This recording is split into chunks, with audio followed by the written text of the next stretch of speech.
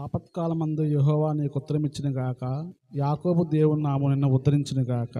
పరిశుద్ధ స్థలములో నుండి ఆయన నీకు సహాయం చేయును గాక. సియోనులో నుండి నిన్ను ఆదుకొనును గాక.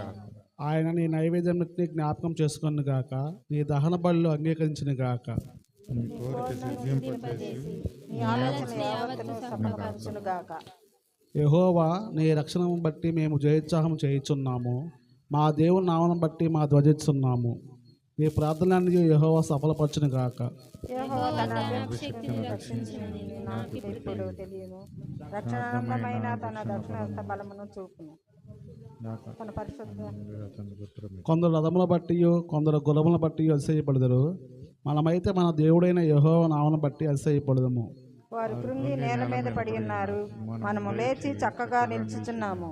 యెహోవా రక్షించుము, మేము మొరపెట్టినప్పుడు రాజు మాకు ఉత్తరమిచ్చును గాక.